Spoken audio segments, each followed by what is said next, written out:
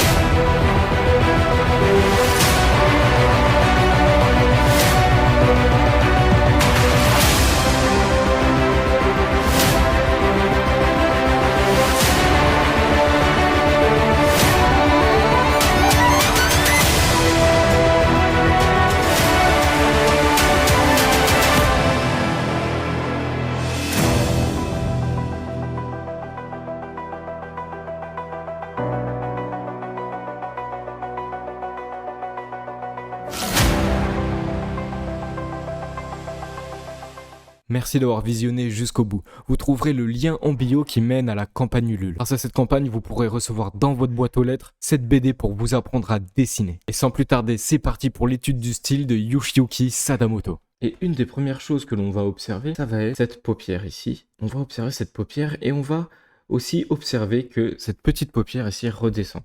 Donc Sadamoto ne fait que la paupière supérieure avec une amorce de la paupière inférieure. Il va juste venir la suggérer et après, il va venir déposer un trait pour exprimer la paupière inférieure, qui sera en général plus fin que la paupière supérieure. J'ai vu sur d'autres de ses croquis, on le voit immédiatement, notamment sur celui-ci, que lorsqu'il fait ses croquis, la paupière supérieure, il ne la fait pas en un seul trait. Il va vraiment la designer en faisant un double trait pour contrôler ici son épaisseur. Et après seulement, on viendra remplir. Ça permet d'avoir vraiment du contrôle si on veut exprimer une émotion particulière et si on veut grandir le cil. Donc on en revient à cet œil-là et on va commencer par l'iris. L'iris qui ne fait pas absolument ronde, comme les humains le sont. Il va avoir tendance à toujours la faire un petit peu ovale. Ça a un petit effet visuel et surtout, pourquoi les paupières sont ovales, vous allez très vite comprendre. On prend un œil humain standard, donc sans stylisation, avec des proportions anatomiques, disons, justes, et on va faire cette rétine qui est ronde chez l'humain. Et là, ce qu'on va faire, c'est qu'on va simplement l'agrandir. Et là, on se retrouve avec une paupière qui se retrouve ovale. C'est un intérêt énorme, car on va du coup augmenter la taille de l'œil pour qu'il soit plus lisible, pour que l'émotion prenne plus de place à l'écran et sur son visage, et pour que de ce fait, on reçoive et on réceptionne bien mieux et avec une manière plus lisible l'émotion qu'a le personnage à nous transmettre. Voilà pourquoi les paupières sont ovales. C'est une manière de garder la proportion de l'œil humain, tout en l'agrandissant. Et donc on va faire un œil ovale, et on a notre iris qui est au centre. Et quand je dessine, aujourd'hui les yeux, maintenant j'ai pris le pli de les faire de la sorte, de tout de suite inclure en réalité la lumière vive qui est comprise dedans. Vous voyez, c'est vraiment cette lumière blanche qui vient donner énormément de vie à l'œil. Et donc je fais toujours ce petit pourtour, j'inclus la lumière, et après je viens mettre l'iris à l'intérieur. On remarque aussi qu'il y a vraiment un pourtour à l'œil. Ça on va le voir, c'est très intéressant, ça va donner énormément de vie à l'œil. Autre chose qu'on remarque, ça va être aussi l'ombre de la paupière ou de l'arcade, et il y a cette paupière qui est à l'intérieur du blanc de l'œil et qui va venir croquer sur l'iris et la rétine. Cette ombre, elle peut faire parfois un design où elle va être exprimée à l'intérieur de l'œil et prise carrément dans le noir.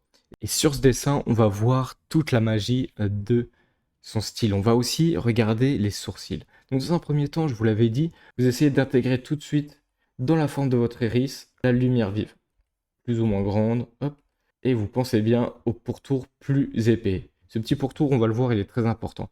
Ensuite, c'est parti, on fait notre cil, qui est aussi la fin de notre première paupière, et on vient enclencher ici, là, le début de notre paupière du dessous.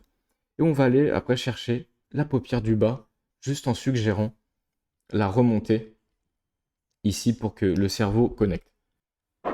Ça nous permet après, vous voyez, si on veut faire des rides ici, ça devient très pratique. Hop, je vais réduire un peu. Profil iris, je vais la faire bien au centre. Bon, c'est parti pour l'iris avec la lumière intégrée à l'intérieur et la double paupière. Hop. Et la double épaisseur sur l'extrémité de l'iris. Et on va voir maintenant un truc vraiment cool, c'est sourcils. On va le voir, c'est très intelligent. C'est-à-dire qu'il commence ses sourcils par un trait. Et ensuite, de la même manière qu'il le fait avec ses cils, il va le faire en 2 traits. Ok? Assez fin. C'est assez remarquable aussi la finesse dans l'épaisseur de son cil. Et voilà, là, on a un œil déjà qui commence à être pas trop mal. Ce petit trait là qu'on vient de faire, faut pas le sous-estimer, c'est très important.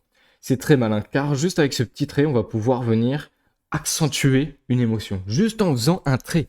C'est ça qui est aussi formidable, c'est de trouver les codes qu'ils ont réussi à trouver pour avoir un équilibre entre pertinence et économie et lisibilité qui est phénoménal.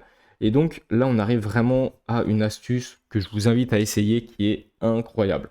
Et donc, vous voyez que là, j'ai repris un peu ce qu'il a fait, c'est-à-dire que je le ferai un peu en colère. Et ce qui est génial, encore une fois, c'est qu'on a juste à mettre un petit peu d'ombre, si on le veut là-dedans, pour venir encore accentuer la dramaturgie de ce regard avec l'ombre qui tombe dans l'œil. Et on va le voir, l'ombre, c'est aussi important à l'intérieur de l'œil. Vous le voyez, qu'on peut voir ici, qu'il dessine clairement dans le blanc de l'œil. C'est l'ombre de la paupière ou même de l'arcade qui vient tomber dans l'œil. C'est vraiment un truc important à prendre en compte, cette ombre-là.